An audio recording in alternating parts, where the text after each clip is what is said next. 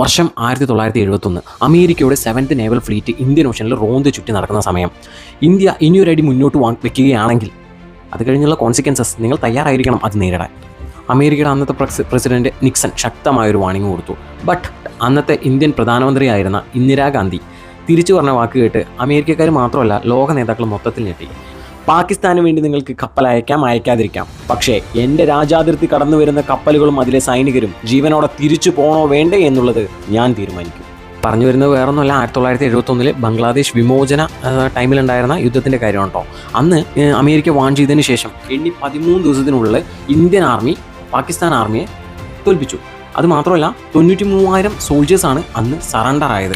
ലോക ഹിസ്റ്ററിയിൽ തന്നെ ഏറ്റവും വലിയ സറണ്ടേഴ്സിൽ ഒന്നായിരുന്നു അത്. ലോകം മൊത്തം നമ്മളെ ചോട്ടിത്താഴ്ത്താൻ ശ്രമിച്ചിട്ടും നമ്മൾ ആ യുദ്ധത്തിൽ വിജയിച്ചു.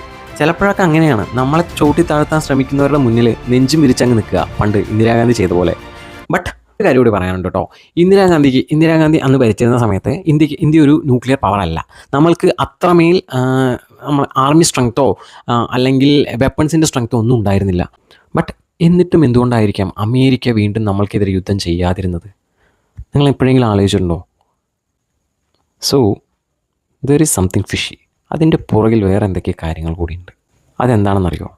നെക്സ്റ്റ് വീഡിയോയിൽ പറഞ്ഞു തരാം. ബട്ട് അതിനു മുന്നേ ഞാൻ ഇത്തരത്തിലുള്ള ഇൻസ്പയറിംഗ് ആയിട്ടുള്ള കണ്ടൻസ് ഡെയിലി പോസ്റ്റ് ചെയ്യാൻ ആഗ്രഹിക്കുന്നുണ്ട്. സോ ഒരു 30 ഡേ ചാലഞ്ച് പോലെ 30 days 30 ഇൻസ്പയറിംഗ് സ്റ്റോറീസ് എന്നുള്ള രീതിയിൽ ഇടാൻ താല്പര്യപ്പെടുന്നുണ്ട്. ഒരുപാട് ലീഡേഴ്സിൻ്റെ സ്റ്റോറീസും അതുപോലെ ഇത്തരത്തിലുള്ള ഇൻസിഡൻസുമാണ് ഷെയർ ചെയ്യാൻ ഉദ്ദേശിക്കുന്നത്. സോ ഞാനിടുന്ന ഈ കണ്ടൻസ് നിങ്ങൾക്ക് ഇഷ്ടമാവുന്നുണ്ടെങ്കിൽ അതൊന്ന് കമൻറ്റിലൂടെ അറിയിക്കണം. അപ്പം കണ്ടൻസ് ഇടുമ്പോൾ ആ കമൻറ്റിലൂടെ ഇതൊക്കെ അറിയിക്കുകയാണെങ്കിൽ എനിക്കും അത് വലിയൊരു ഇൻസ്പിറേഷൻ ആയിരിക്കും.